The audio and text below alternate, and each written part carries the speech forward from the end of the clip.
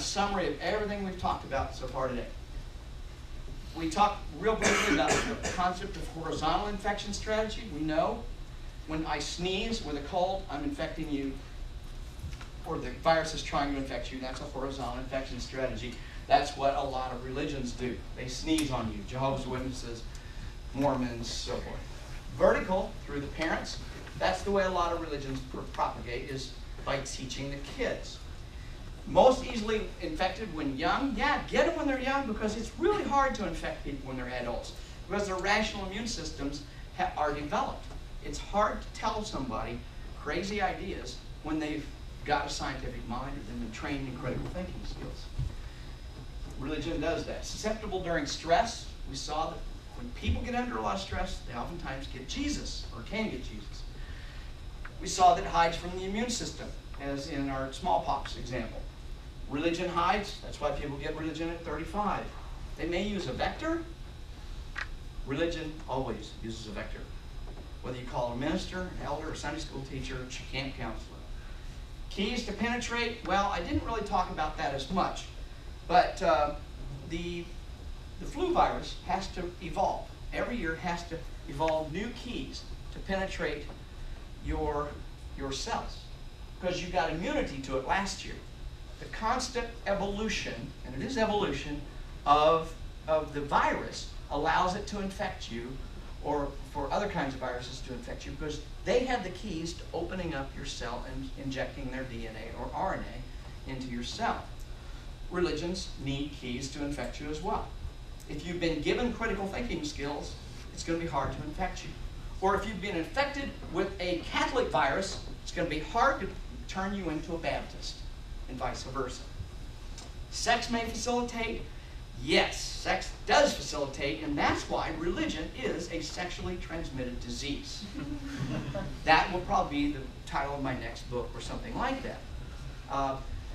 If you took sex out of the equation, what would happen to every major religion? What if the Pope woke up one day and said, "Whoa, I had a great wet dream last night. I think we're going to make masturbation legal in the Catholic Church"? It wouldn't happen. The whole church would collapse. You have to have sexual guilt, the sexual guilt cycle I talked about earlier, in order to propagate the diseases we call Catholicism, Protestantism, Baptist, Muslim, it doesn't matter. All of them have sexual guilt that creates that. So, all right, well, let's just say that you can't argue with a virus. So my word to you tonight, to wind it up, is to say that recognize that when people are infected with religion, they act pretty strange. And you can't tell them, you can't go up to a Catholic and say, "Wow, that's really stupid that you think that wafer turns into a real body or blood or whatever," because you'll turn them off. My suggestion, I talk a lot about in the book, is how do you talk to religious people without turning them off?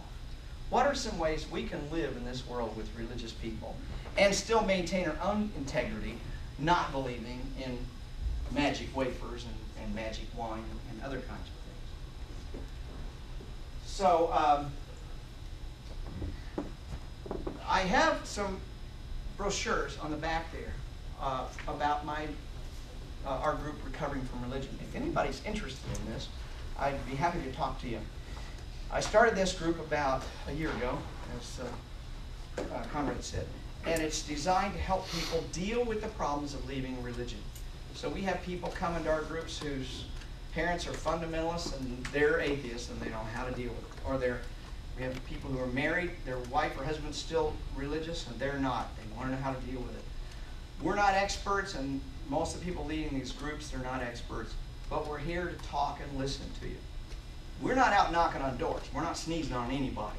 We're just trying to help you if you want to get out of your particular God virus. And we have Mormons, we have ex-Methodists, ex-Baptists, ex-Catholics, all coming at the same meetings, and when they open their mouth and start talking about how religion impacted them, it is remarkable how similar their stories are. It doesn't matter, because all religions use the same techniques. Most of them are guilt-based. Most of the techniques are guilt-based, which you saw here.